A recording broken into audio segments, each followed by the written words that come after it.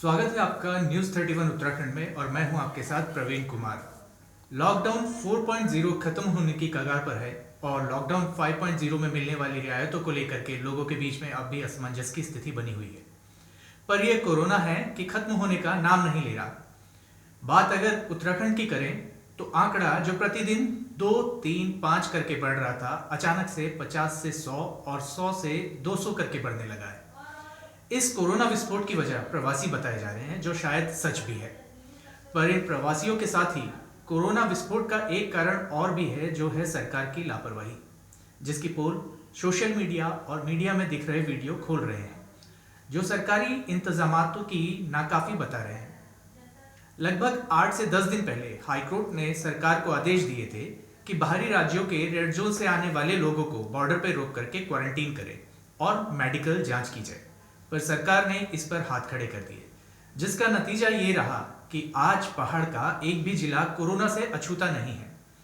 Corona का ये graph आज राज्य के लिए सबसे बड़ी मुसीबत बन गया है और अब भी अगर इसको लेकर के यही सही व्यवस्था न की जाए तो ये और भी घातक हो जाएगा। तो क्या व्यवस्थाएं होनी चाहिए और कैसे इस बढ़ते संक्रमण से राज्य को बचाया जा सकता है, इन्हीं विषयों पर चर्चा करने के लिए आज हमारे साथ कार्यक्रम में मौजूद हैं, स्टूडियो से हमारे साथ मौजूद हैं गोविंद सिंह बिस जी, जो बार एसोसिएशन के अध्यक्ष हैं और प्रदेश महासचिव कांग्रेस के हैं। स्वागत है गोविंद सिंह बिस जी आपका। और साथ ही हमारे साथ भाजपा का पक्ष रखने के लिए जिला अध्यक्ष नैनीताल प्रदीप बिस जी भाजपा के यहाँ पे मौजूद हैं स्टूडियो में। स्वागत है बिस जी आपका भी बहुत आभार। साथ ही हमारे साथ ऑनलाइन जुड़े हुए हैं डॉक्टर कैलाश पांडे जी, जो भाकपा माले के जिला सचिव हैं। स्वागत है पांडे जी आपका। तो प्रदीप बिस जी, शुरुआत आपसे करते हैं, सवाल आपसे लेते हैं कि किस तरीके से तैयारियां हैं, जिस तरीके से आप देख रहे हैं कि कोरोना का प्रकोप जिस तरीके से उत्तराखंड में भी बढ़ता जा रहा है और एक तरीके से कोरोना विस्फोट ही कहिए, आज आंकड़ा 700 से पार जा चुका है। तो किस तरीके की तैयारियां और किस तरीके से देखते हैं आप इसको? ठीक है, जिस दिन से विश्व कोरोना महामारी के रूप में घोषित हुई, उस दिन से ही देश के प्रधानमंत्री आदरणीय नरेंद्र भाई मोदी जी ने इसके लिए सख्त से सख्त कदम उठाकर कैसे जनजीवन को सामान्य बनाया जाए, कैसे इस बीमारी से निपटा जाए, लगातार उनके प्रयास चल रहे हैं। उसी क्रम में हमारे प्रदेश के बहुत ही कर्मठ मुख्यमंत्री आदरणीय त्रिवेंद्र सिंह रावत जी ने भी उत्तराखंड की हम सेफ्टी कैसे कर सकते हैं, उत्तराखंड को कैसे कोरोना के प्रभाव से कम उसका दुष्प्रभाव हमारे जनजीवन में पड़े, उसके लिए भी लगातार योजनाएं बन रही हैं।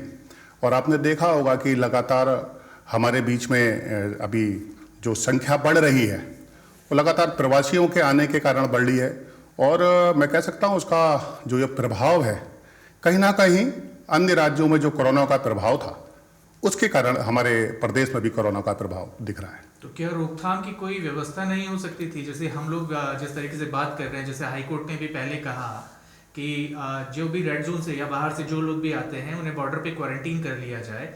इस पे क्यों सरकार ने अपने हाथ पीछे खींच लिए? क्यों इस तरीके की चीजें हुई? अगर ये चीजें हो जाती तो पहाड़ पे कोरोना नहीं पहुंच पाता। देखिए, कोरोना महामारी से जैसे इसका संक्रमण है, जैसे इसकी संख्या बढ़ती है जी, और जैसे इसके लिए हमें आइसोलेशन कराना पड़ता है, क्वारंटीन कराना पड़ता है जी, उसके लिए आपने देखा होगा बॉर्डर में अगर हम यूपी से आते हैं तो बिलासपुर के बाद रुद्रपुर के पास ही, ऐसी पीलीभीत, ऐसी अगर हम कहें काशीपुर से, तो अनेकों बॉर्डरों पर ऐसे स्थान है जहां इतने लोगों की व्यवस्था एक साथ नहीं हो सकती है। हजारों की संख्या पर लोग आ रहे हैं। लगभग 1,65,000 से 75,000 लोग प्रवासियों ने आग्रह करा था कि हम उत्तराखंड वापस आना चाहते हैं। अगर आप कल्पना करिए, इतने सारे लोगों को बॉर्डर पर रोक को उनको क्वारंटीन कराने की व्यवस्था, एक उनकी व्यवस्था के नाम पर अव्यवस्था भी हो सकती थी। माननीय न्यायालय ने जो निर्णय करा था कि सुझाव दिया था कि वहाँ पर होनी चाहिए, सरकार ने उसका पक्ष भी रखा है। क्या कारण है कि हम बॉर्डर पर ही उसकी व्यवस्था ना करा कर, क्योंकि वो हमारे प्रवासी हैं, हमारे लोग हैं, हमारे नई भी हों, तो मैं कहता हूँ मानवता के नाते जो भी व्यक्ति आ रहा है, अगर वो पीड़ित है, परेशान है, तो उसकी सुख सुविधा का ख्याल रखना सरकार का काम है, हम लोगों का काम है। इसलिए उनके लिए क्वारंटीन भी हो, बीमारी से भी रोकथाम हो, उनके ध्यान भी रखा जाए, इस दृष्टि से सरकार ने क्वारंटीन सेंटर बनाए। और आप देख रहे होंगे लगातार चेकिंग हो रही है, लगातार गाड़ियाँ आती हैं, चेक होते हैं, उसके बाद आगे को जा रहे हैं। मैं तो ये कह सकता हूँ कि जो भी कोरोना पॉजिटिव आ रहे हैं वो मुख्यालयों पर ही उनको हम कैच कर ले रहे हैं, उनको हम जांच करके प्राप्त कर ले रहे हैं। ये एक बहुत बड़ा बचाव है। कोरोना को रोकने की दृष्टि से। जी गोविंद जी, आपसे जानना चाहूँगा कितना सहमत हैं आप भाजपा जिलाध्यक्ष जी की बातों से? मैं जहाँ तक आपने एक बात कही कि महामारी है, संक्रमण है, हम संक्रमण के बारे में बहुत ज़्यादा एक दूसरे पे आरोप नहीं लगा सकते, लेकिन जिस तरीके से ये 10 दिन के अंदर न जाने किस अनुपात में बढ़ा है, लगभग 70 से सीधे 700 हो जाना जी, तो जो जवाबदेही जिनकी होती है तो जिम्मेदारी भी उन्हीं की होती है। ये कह देना ठीक है, वो आए, वो क्वारंटाइन वहाँ नहीं हो सकते थे, सीमाओं पे नहीं हो सकते थे, तो वो बीमारी लेके अपने क्षेत्रों में ना पहुँचे, इसकी व्यवस्था तो हो ही सकती थी। जिस तरीके से शुरू में जब लोग अपने अपने घरों को जा रहे थे तो लोगों को स्टेडियम में, हर क्षेत्र में जहाँ जहाँ भी जगह है वहाँ पे उन लोगों को रखा गया, क्वारंटाइन किया गया, और सौभाग्य से वो लोग नहीं निकले रोगी, अच्छी बात है। इसी तरीके से जो बाहर से आए, एक पहले तो जो जहाँ से आता है वहाँ से क्लियर होना चाहिए कि वो इस रोग से ग्रसित है या नहीं है, एक फेलियर तो ये है। दूसरा फेलियर ये है कि यहाँ पे आने के बाद ये निश्चित किए बिना कि उसको है या नहीं, आप उसे उस क्षेत्र में भेज दे रहे हैं और उस जगह में भेज दे रहे हैं जहाँ कोई व्यवस्था ही नहीं है। पहाड़ों में अगर आप जाएंगे तो वहाँ स्वास्थ्य की तो कोई व्यवस्था ही नहीं है। आप कैसे उसको, ये समझ लीजिए कि आप इंतज़ार कर रहे हैं होने का, जब वो आदमी को रोग हो गया फिर आप उसे लेकर के अब आप यहाँ पर आ रहे हैं। तो इसी की वजह से ये ग्राफ लगातार ही बढ़ता चला गया। और मैं एक बात और यहाँ पे कहना चाहूँगा, देखिए देश ने, माननीय प्रधानमंत्री जी ने आह्वान किया, पूरे देश ने उनकी मदद की जी, लेकिन सब ठीक भी चल रहा था। ये जो भी ग्राफ बढ़ा है अचानक से बढ़ा है जी। अगर पूरा देश आपके साथ रहा है तो देश के हर व्यक्ति का योगदान है इस बीमारी को रोकने में। क्यों? क्योंकि इसके एवज में न जाने उसे कितनी परेशानियां सामना करना पड़ा है। गरीबों की हालत देखिए, जो मजदूर बाहर से आ रहे हैं उनकी क्या हालत है। मैं ये कहना चाहता हूं कि इस देश में अगर एक भी व्यक्ति, चलिए हम कहते हैं कोरोना से प्रभावित ना हो, तो आपको लगता है कि उसको भूख से प्रभावित होना चाहिए, उसे अन्य समस्याओं से प्रभावित होना चाहिए? एक समस्या के समाधान के लिए दूसरी समस्या पैदा कर देना ये भी उचित नहीं है। आपने आनन फानन में लॉकडाउन किया, आनन फानन में इसलिए कहूँगा कि ठीक है आपके पास उस समय कोई विकल्प नहीं था, बीच में ये 2 महीने 3 महीने का समय मिला, सारा देश आप पे विश्वास कर रहा था कि इन 3 महीनों में आप बहुत कुछ ठीक कर देंगे। आपने लॉकडाउन भी खोल दिया, मतलब आपने इंतजार किया कि जब 1.5 लाख लोग हो जाएंगे तब आप लॉकडाउन खोलेंगे। अब आप एक पैकेट में लोगों को जाने दे रहे हैं, अब एक पैकेट में जाने दे रहे हैं, और आप ये कह के कि भाई और राज्यों के और राष्ट्रों के मुकाबले हमारे यहाँ नहीं हो रहा है, ऐसा नहीं है। और राष्ट्रों में लॉकडाउन किस स्टेज पे लगा? आपका लॉकडाउन पहले स्टेज से पहले लग गया। तो कहीं ना कहीं इतने के बाद भी लोगों में भय होना, तो लोग कहाँ देखेंगे? सरकार की ओर देखेंगे।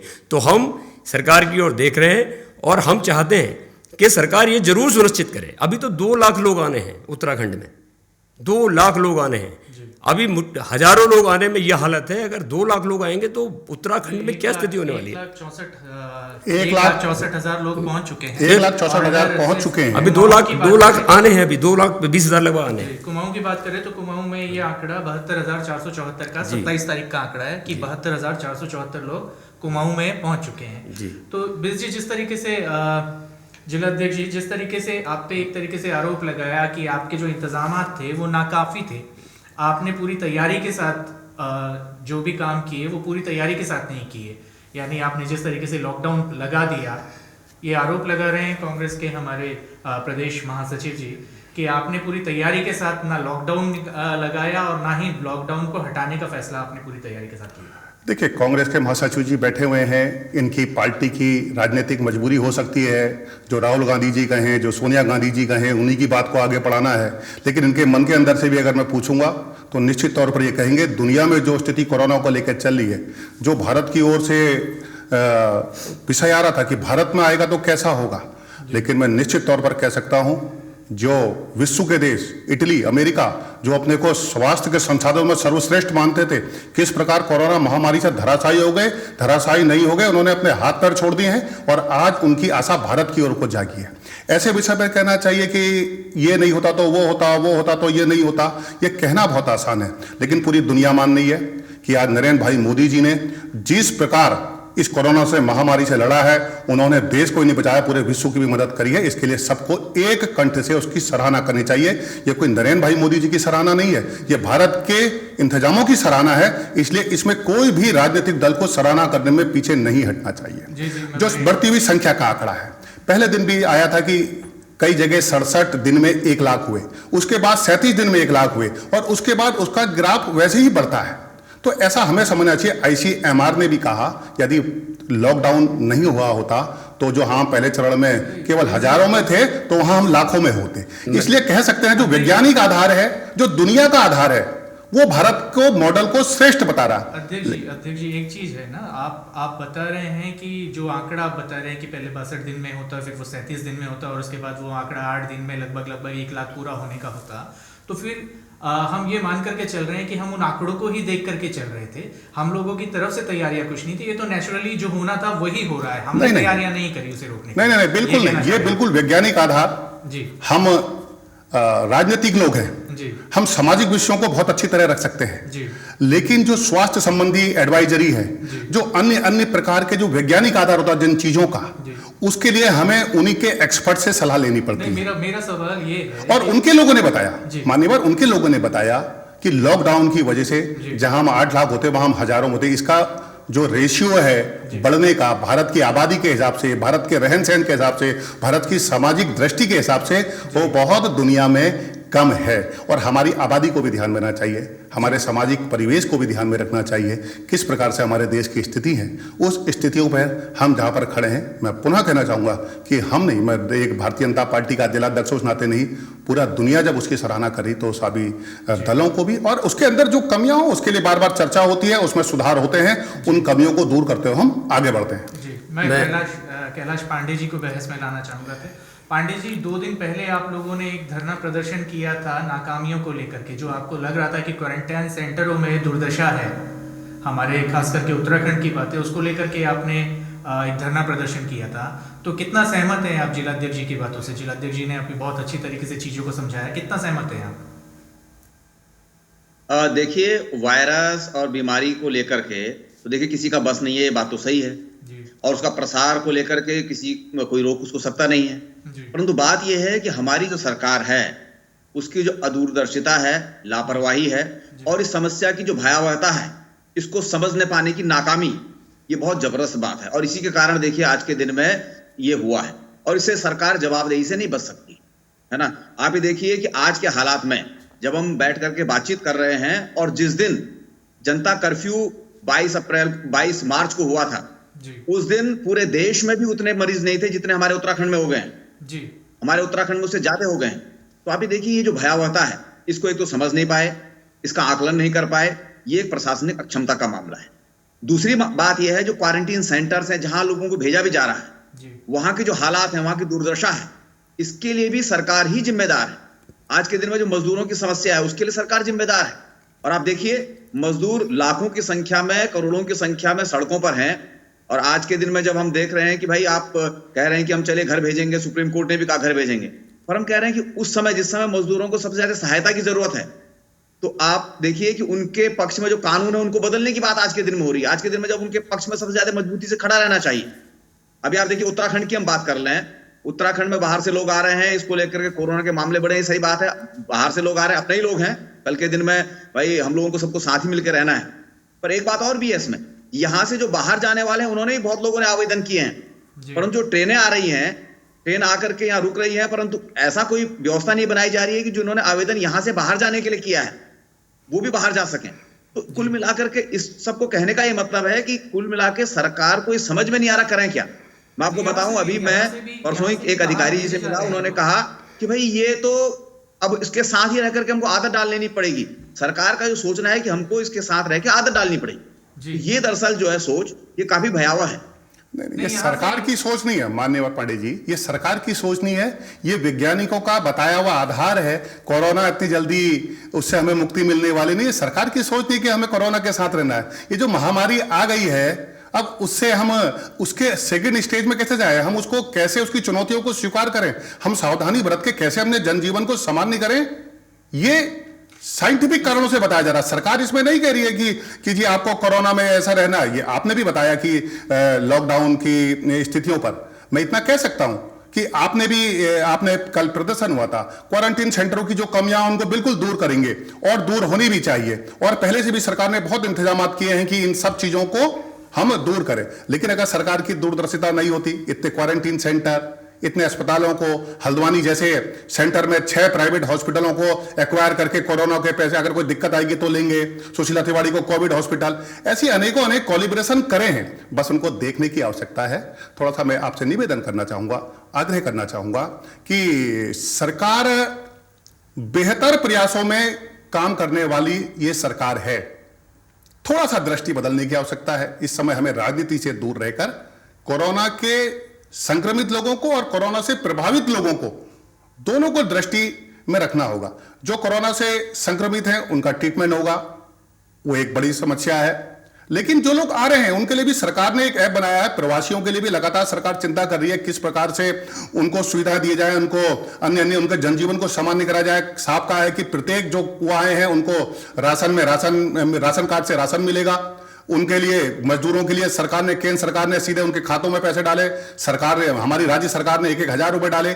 आगे डालने की बात चल रही है। उज्ज्वला के गैस सिलेंडर दिए गए। अनेकों प्रकार की जो सुविधाएं थी, राशन में सफेद कार्ड हो, पीला कार्ड हो, सब में राशन बढ़ाया गया। अभी आदरणीय हमारे वकील साहब कह रहे थे कि जो लोग हैं उनकी भी चिंता, सरकार चारों ओर के लोगों की चिंता कर रही है। एक पक्ष जो कोरोना से प्रभावित हो रहा है, जो जिसे कह सकते हैं, एक तो जो बीमार व्यक्ति है, जो उससे संक्रमित है, उनकी, जो क्वारंटीन में है, उनकी भी चिंता कर रही है। साथ में जो लॉकडाउन के कारण प्रभावित है, लगातार केंद्र की सरकार हो, राज्य की सरकार हो, उनकी लगातार चिंता करने का काम कर रही है। उनके खातों में पैसे डालने का हो, राशन बढ़ाने का काम हो, घरों में किट पहुंचाने का हो। और आपने भी कहीं देखा होगा, आदरणीय गोविंद जी ने भी देखा होगा, हम लोग कई कार्यक्रमों में साथ भी रहे हैं कि सरकार के लोग रात को 11 बजे भी अगर किसी का कॉल आती है कि वो भूखा है, अगर वो पात्र है, तो उसको भोजन देने का काम कर रहे हैं। अगर किसी को फोन आता है, मैं कई ऐसे अधिकारियों का नाम लेना अभी यहाँ पर उचित नहीं समझता कि नहीं तो किसी का प्रोत्साहन वाला विषय होता है, वो रात तक जाकर उन लोगों को दवाइयां भी देके आ रहे हैं अगर किसी को ऐसी इमरजेंसी होती है तो। और सामाजिक कार्यकर्ता भी सब में काम कर रहे हैं। हम सब लोग इस समय, हमें आवश्यकता है केवल कोरोना से लड़ने की। अनेक विषय आएंगे, हम एक बात से सहमत हो सकते हैं, असहमत हो सकते हैं, और हमारे लोकतंत्र की यही महिमा है कि हमें अनेक मत हमारे पास है। लेकिन इस समय हम सब लोगों का एक ही दृष्टि होनी चाहिए, ये जो कोरोना है, ये जो महामारी है, जिसने दुनिया को तबाह करा है, इसकी तबाही से भारत बचे, हमारा उत्तराखंड बचे। जी गोविंद सिंह, देखिए ये बात जो है आपने कहा, परंतु खुद केंद्र सरकार ने, मोदी जी ने इस बात को साफ साफ कहा था कि 15 मई तक हम लोग इस पे काबू पा लेंगे। और अभी आप देखिए 2 लाख के आसपास आंकड़ा पहुंचने वाला है। तो असल मसला ये नहीं है कि भाई आरोप का मामला नहीं है, कि भाई कोई राजनीति का मामला नहीं है। असल बात है कि जो लोग बात भी कर रहे हैं वो इसीलिए बात कर रहे हैं कि कोरोना से मिलकर के कैसे लड़ा जाए। हम लोग सरकार को सुझाव देना चाहते हैं, ये असल बात है। और हम कह रहे हैं कि ये लापरवाही ये जरूर हुई है। आप ये कह रहे हैं कि भाई दुनिया भर में सब गूंज है, तो देखिए दुनिया भर में क्या हो रहा है पता नहीं। वो सब भाजपा के लोग कह रहे हैं कि भाई दुनिया में प्रधानमंत्री का नाम हो रहा है, पर हम देख रहे हैं, हम तो इस आंकड़े पे देखेंगे कि जो लोग हैं वो कितने प्रभावित हैं। जो आपका बीमारों का आंकड़ा है वो कम हुआ कि ज्यादा हुआ।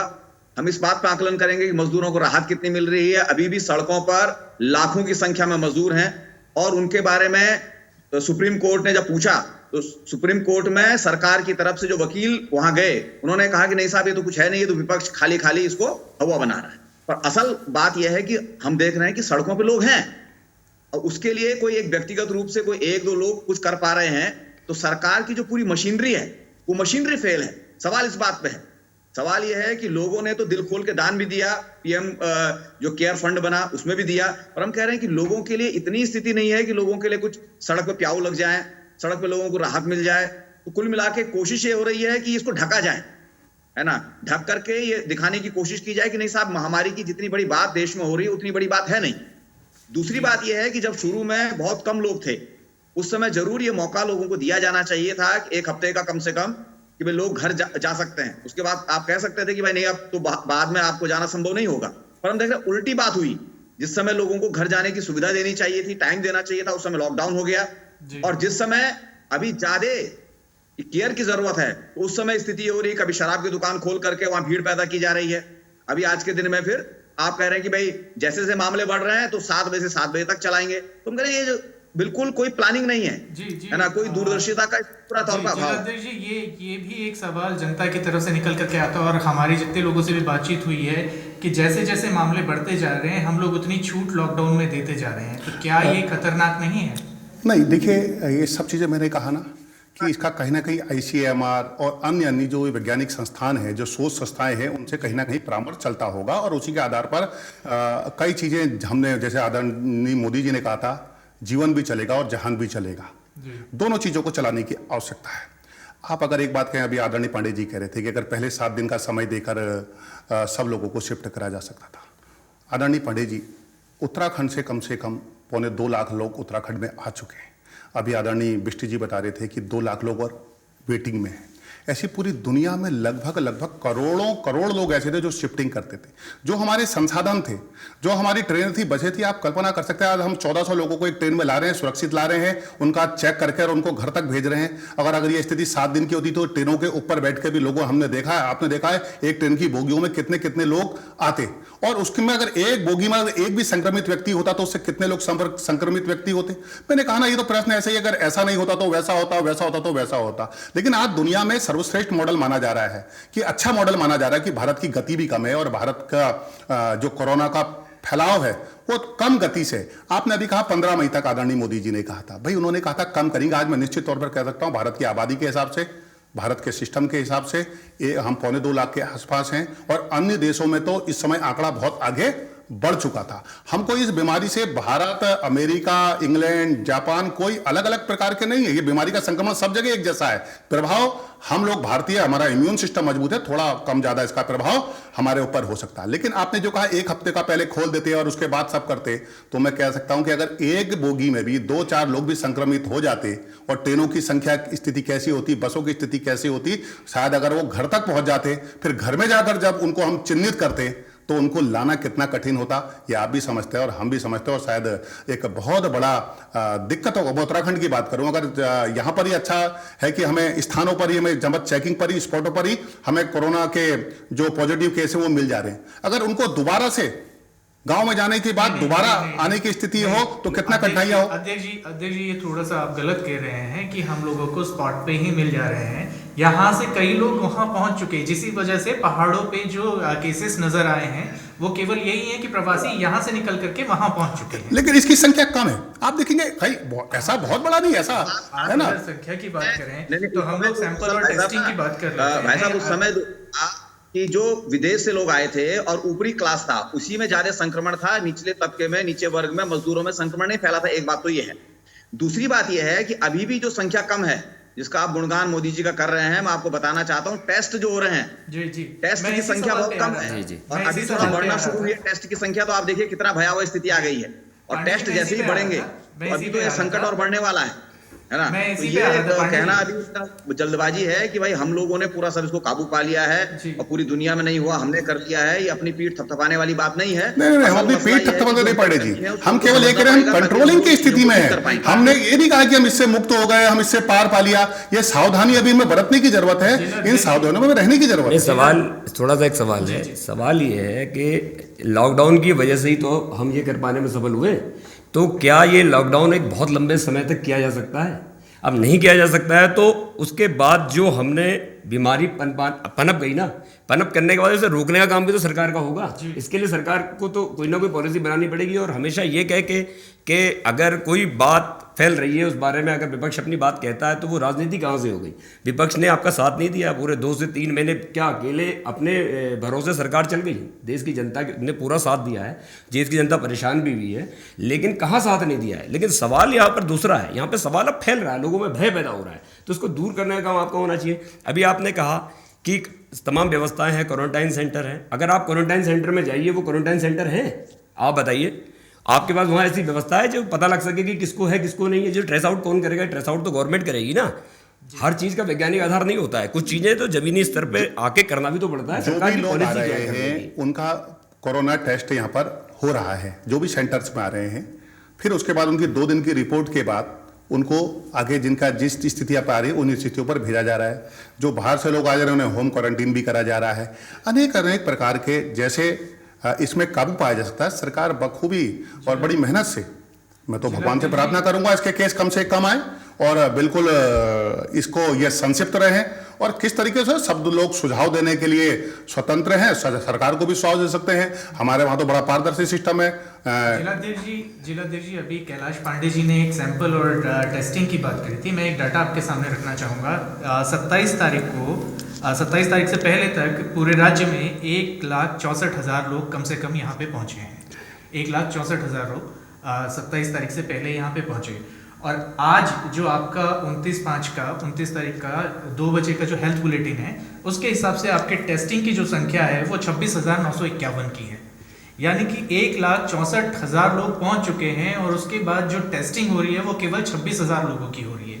अगर सारी टेस्टिंग हो, अगर टेस्टिंग प्रॉपर तरीके से हो, तो भी ये आंकड़ा पार करने में हमको 5 से 6 दिन लग जाएंगे और 2 लाख लोग और आ रहे हैं, तो उनकी टेस्टिंग में कितना टाइम लगेगा?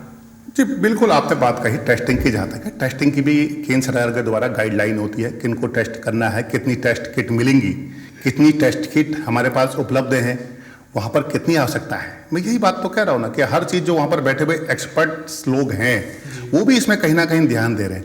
टेस्ट किट है, बाजार में अवेलेबल होने वाली टेस्ट किट चीज़ नहीं है, वो ऊपर से उपलब्ध होनी है। वो हमें हमारे रेशियो में कितना मिले, क्योंकि पूरे देश का विषय है, पूरे देश में कोरोना का प्रभाव है, इसलिए टेस्ट किट हमारे पास कितनी है, हम कितनी तैयार कर रहे हैं, उसे आगे देकर मैं कह सकता हूँ कि अधिकतम टेस्टिंग होनी चाहिए, जिससे यह इस बीमारी में रोक सके। मैं भी इस बात का सहमत हूँ, आदरणीय गोविंद जी से भी, आपसे भी सहमत हूँ कि अधिकतम टेस्टिंग होनी चाहिए। लेकिन टेस्टिंग किट कोई मार्केट में अवेलेबल होने वाली चीज़ नहीं है। तो टेस्टिंग किट तो जो सरकारी ऊपर केंद्र सरकार के द्वारा हमें प्राप्त होती है, और जो हमारे डॉक्टर्स और जो एक्सपर्ट्स लोग हैं वो सलाह देते हैं, है ना, उसके आधार पर वो टेस्टिंग भी हो रही है और उस टेस्टिंग में केस भी निकल के आ रहे हैं। क्वारंटीन सेंटर पे व्यवस्थाओं को लेकर के अभी गोविंद सिंह बिष्ट जी ने भी और कैलाश पांडे जी ने भी सवाल उठाए थे। इसके अलावा आम आदमी पार्टी का जो उत्तराखंड इकाई है उसने भी एक, मैं उनका पढ़ रहा था पेपर में, उन्होंने भी सवाल उठाए थे और एक तरीके से आरोप लगाया था भाजपा के ऊपर कि प्रति व्यक्ति 2,440 रुपये का आंकड़ा उन्होंने बताया था कि प्रति व्यक्ति क्वारंटीन सेंटर पे एक व्यक्ति पे खर्च हो रहा है। ऐसे में अगर हम बेताल घाट पे बात करें, बेताल घाट में एक बच्ची सांप के काटने से मर जाती है और वहाँ के जो हालात हमें देखने को मिले वो हालात लगभग सभी जगह के हैं। अगर हम ग्रामीण क्षेत्रों में चले जाएं तो लगभग सभी तरह के, तो उनका ये आरोप क्या सही नहीं है? क्या 2,440 रुपये खर्च हो रहे हैं वो स्कूलों के हालात देख करके, जहाँ पे रहने की प्रॉपर व्यवस्था नहीं है, प्राइमरी स्कूल में बच्ची को ठहराया जा रहा है, यानी उस परिवार को ठहराया जा रहा है और वहाँ सांप आकर के बच्ची को काट करके चला जाता है। तो क्या किस तरीके से आप इस घटना को देखते हैं? बहुत ही हृदय विदारक घटना है, बहुत ही मैं कह सकता हूँ कष्टकारी घटना है। ऐसा हुआ और उसमें जिसने भी लापरवाही बरती है उसके ऊपर कार्रवाई भी आपने तुरंत देखी होगी। मैं बहुत उस घटना की निंदा करता हूँ और शोक भी व्यक्त करता हूँ उस बच्ची के प्रति। छोटी सी बच्ची थी, हमारे परिवार की बच्ची थी, यहाँ पर लौट कर आई थी, लेकिन गलती हुई, इसके लिए हम कह सकते हैं कि गलती नहीं होनी चाहिए थी, लेकिन हुई है तो जो उसके जिम्मेदार लोग हैं, जो अव्यवस्था के जिम्मेदार लोग थे, उन पर भी कार्रवाई हुई है। मैं कह सकता हूँ ऐसे आगे गलतियाँ ना हो, इसका हम सब लोग और सरकार को प्रयास करेंगे। क्या प्रयास किए गए हैं इस पे? इस तरीके की अव्यवस्थाएं आज भी नजर आ रही हैं, क्या प्रयास किए गए हैं अव्यवस्थाओं को दूर करने के लिए? देखिए, इसके बाद तुरंत ही मैं कह सकता हूँ कल क्वारंटीन सेंटरों को लेकर एक बड़ी बैठक यहाँ पर हुई है, उसकी समीक्षा करी गई है, उनकी व्यवस्थाओं पर पुनः एक बार समीक्षा की बात यहाँ के सिटी मजिस्ट्रेट ने अखबार के माध्यम से आज मैं देख रहा था कि उन्होंने करी है। यानी जो भी कमियां आएंगी, देखिए हम अपनी ओर से प्रयास करते हैं कि उसमें कोई कमी ना रहे और कमी की जिम्मेदारी किसी ना किसी व्यक्ति को ही देते, क्वारंटीन सेंटर की जिम्मेदारी होती है। कभी कोई गलती सेंटर के व्यक्ति के कारण हो सकती है, कभी व्यवस्थाओं के कारण हो सकती है, तो देखना पड़ेगा कि कमी किस कारण थी, किसी व्यक्ति के कारण कमी थी या व्यवस्थाओं के कारण थी। व्यवस्था का पक्ष होगा तो हम सब लोग उसको मिलकर दूर करेंगे, सरकार के लोगों से दूर करेंगे, और कोई व्यक्ति के कारण होगी तो जो प्रावधान होता है उसके आधार पर कार्रवाइयाँ होती हैं। जी, मेरा सवाल गोविंद सिंह बिष्ट जी आपसे है। 2 दिन पहले कांग्रेस द्वारा एक बड़ा कैंपेन चलाया गया था, स्पीक अप इंडिया करके। वहाँ पे हमारे जो महासचिव हैं कांग्रेस के मुकुल वासनिक जी, उन्होंने बताया कि ये आंकड़ा, पहले तो ये बताया जा रहा था कि लगभग 50 लाख लोग 50 लाख कार्यकर्ता इससे जुड़ेंगे, बाद में जाकर के 10 करोड़ कार्यकर्ता इससे जुड़े, ऐसा आंकड़ा उन्होंने दिया। तो आप लोगों की तरफ से प्रदेश में किस तरीके के काम किए जा रहे हैं इन सब व्यवस्थाओं को वो करने के लिए, या सिर्फ राजनीतिक मजबूरियां हैं, आप लोगों ने विरोध करना है, आप लोगों ने केवल स्पीक अप इंडिया के माध्यम से लोगों के बीच में बताना है कि सरकार कुछ नहीं कर रही है, या आपकी तरफ से कुछ पॉजिटिव किया जा रहा है? बिल्कुल किया जा रहा है। देखिए, सरकार, चूँकि सरकार नियंत्रक होती है, तो आम आदमी चाहे कोई भी राजनीतिक पार्टी का व्यक्ति है, वो माध्यम सरकार को ही बनाता है और उसके थ्रू ही कोई भी इम्प्लीमेंटेशन करने की कोशिश करता है। वो काम भी हुए हैं। उसके अलावा जो सामाजिक स्तर पे हमारी पार्टी के कार्यकर्ताओं ने, हमारे ज़िले के पदाधिकारियों ने और हर कार्यकर्ता ने अपने स्तर पे, अभी आप लगाइए हल्द्वानी के अंदर एक खालसा पंथ करके जो लोग खाना खिला रहे हैं, कम से कम 2-2.5 हज़ार लोगों को पर डे वो खाना खिला रहे हैं, बना हुआ भोजन। हीरानगर में हमारे कार्यकर्ता हैं, वो कम से कम 1000+ लोगों को, ऐसे सारे राजनीतिक दलों के लोग अपने अपने स्तर पे कर रहे हैं। हम सरकार की भूमिका में तो है नहीं, नियंत्रक की भूमिका में नहीं है, लेकिन व्यक्तिगत रूप से पार्टी के स्तर पर जो हमसे बन पड़ रहा है, वो सारे कार्यकर्ता पूरे प्रदेश स्तर पर, हमारे प्रदेश के नेतृत्व में माननीय प्रीतम सिंह जी का आदेश है कि हर कार्यकर्ता कम से कम 20 लोगों की जिम्मेदारी लेगा, अपने मोहल्ले की जिम्मेदारी लेगा, और हम सब लोग अपने स्तर पे लगे हुए हैं। आदरणीय गोविंद जी, प्रवीण जी भी यहाँ पर उपस्थित हैं। कांग्रेस ने क्या करा, पूरा एक अखबार के माध्यम से, अपने सोशल साइट्स के माध्यम से बता दे। अब जो सामाजिक संगठन चल रहे हैं, अगर कोई उसमें सभी लोग सहयोग करते हैं, ऐसे अनेकों अनेक संगठन होंगे जिसमें अनेकों प्रकार से सहयोग हुआ होगा, लेकिन कहीं अगर कांग्रेस ने कोई कंपेनिंग अपने बैनर के आधार पर करी है, कोई कार्यकर्ताओं के आधार पर करी है, तो एक बार बताने का प्रयास करना चाहिए, समाज के बीच में आना चाहिए और मीडिया को भी उसे दिखाना चाहिए। अगर कोई अपने अपने स्तर पर चलाता है, तो अगर कोई मोहल्लों में चलाता है तो मोहल्ले के लोग सहयोग करते हैं, खालसा पंथ ने चलाया तो अनेकों अनेक उनको समाज के लोगों ने सहयोग करा होगा। लेकिन जैसे भारतीय जनता पार्टी ने मोदी टिफिन चलाया, मोदी किट बनाई, अनेकों अनेक जागरूकता का अभियान कल भी हमने चलाया, आज भी हमने मास्क और सैनिटाइजर का वितरण किया।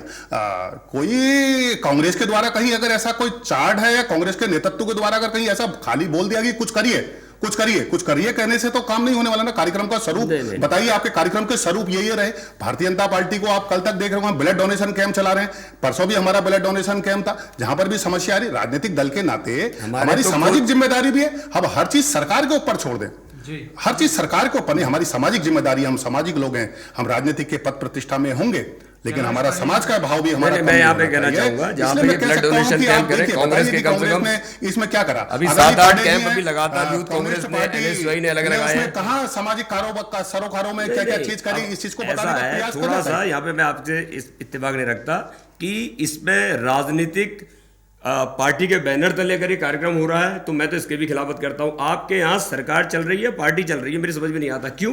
क्योंकि आपके यहाँ, एक बार बताइए, सरकार के स्तर की चीज़ों के लिए कभी जिले का पदाधिकारी पर्यवेक्षक कैसे हो सकता है? सरकार का नियंत्रण, सरकार का मंत्री हो सकता है, सरकार का व्यक्ति हो सकता है। आप क्या सरकार, ये क्या है? मतलब आप राजनीति नहीं कर रहे हैं, आप कर रहे हैं राजनीति, आप दिखाना चाह रहे हैं, हमारे यहाँ दिखा नहीं रहे।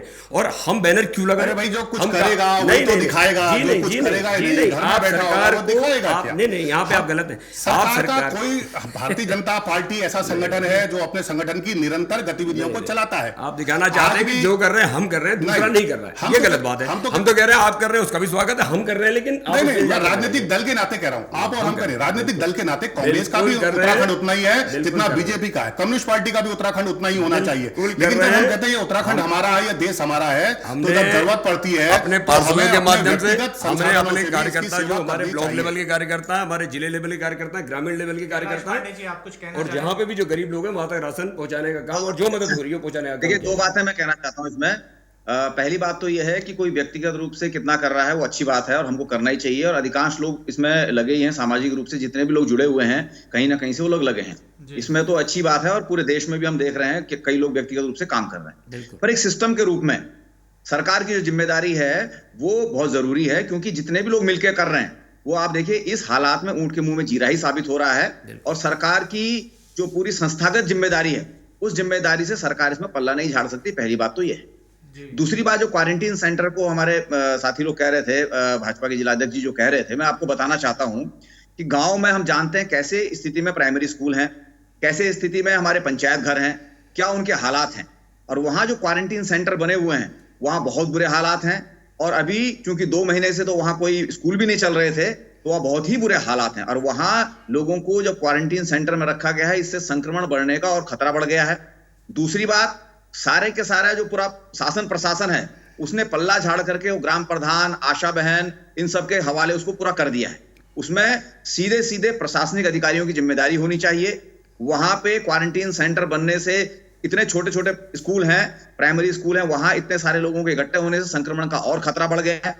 अभी जब लगातार उत्तराखंड में संक्रमण की रिपोर्टें बढ़ती जा रही हैं, ऐसे में तो बहुत जरूरी है कि जो हाईकोर्ट ने भी कहा और हमारे साथी कह रहे हैं कि भाई जो बॉर्डर के इलाके हैं वहां इतनी जगह नहीं है, पर जितनी भी है, जहां भी है, तमाम जगह, हल्द्वानी से लेकर के रामनगर से लेकर के तमाम जगह जो लॉज हैं, होटल हैं, उनको भाई अधिग्रहित करें। आप देखिए जिस समय चुनाव होता है उस समय सरकार पूरे के पूरे तमाम चीजों को अधिग्रहित करती है, तमाम गाड़ियों को अधिग्रहित कर लेती है, स्कूल की गाड़ियां भी लगा लेती है। और ये तो रियल इमरजेंसी है जी। उस समय भी इमरजेंसी एक होती है, पर उसमें आप इधर उधर कर सकते हैं, पर ये रियल इमरजेंसी है, सच में आपातकाल जिसको कहते हैं पूरे देश के भीतर है। अभी दरअसल यहाँ आए बाएं करके काम नहीं चलने वाला है। इसको लेकर के अभी भी सरकार जो है, बाकी जो जनता है उसे, माननीय पांडे जी, कई सैकड़ों होटल, हॉस्पिटल सब सरकार ने अधिग्रहित करे हैं और इसी कारण आज कई सुविधाएं यहां पर दिख रही हैं। अधिग्रहण के बावजूद बच्ची क्वारंटाइन सेंटर पे मर जाती है, दूसरी जगह पे सांप निकल आते हैं और ऐसे कई मुद्दे हैं जिन पे बात की। तो वहाँ क्वारंटाइन सेंटर है, थोड़ी नाम उनका क्वारंटाइन सेंटर है, क्योंकि वो लोग आगे एकदम से अब रखने थे, व्यवस्थाएं बिल्कुल नहीं है। इसका हमारा ये महामारी मुझे किसी को पता नहीं थी कि पहले आएगी। 3 महीने मिले, आप 3 महीने में तैयारी नहीं कर पाए, आप लाए क्यों प्रवासियों को? अगर आपके पास रखने के लिए जगह नहीं थी, आपके पास रखने के लिए जगह नहीं थी, तो आप प्रवासी लाए क्यों? समय की बेहद कमी है और प्रवासियों को लाए हैं तो उसकी व्यवस्था भी तो आप करेंगे। इस पूरी बहस का लबोलुआब निकल करके आता है कि सरकार की तरफ से कुछ ना कुछ कमियां कहीं ना कहीं रह जाती हैं, उस पर काम करने की जरूरत है। राजनीतिक दलों को भी मिलकर के सहयोग करने की आवश्यकता है और सब लोग मिलकर के इस महामारी से निकले और उत्तराखंड को आगे बढ़ाने में सब लोग सहयोग करें, यही लबोलुआब इस बहस से निकल करके आता है। हालांकि मुद्दा बहुत बड़ा है, बातें बहुत हो सकती हैं, आगे भी इस पे चर्चा करने के लिए दोबारा साथ रहेंगे। समय की कमी के कारण मैं बहुत बहुत धन्यवाद आप सब लोगों का, जो आप लोगों ने यहाँ पे वक्त निकाला और अपनी बातें जनता के सामने रखी। बहुत बहुत धन्यवाद। इसी के साथ आज की बहस को यहीं पे समाप्त करते हैं। हमारे चैनल को लाइक कीजिए, सब्सक्राइब कीजिए और बेल आइकन दबाना बिल्कुल ना भूलें।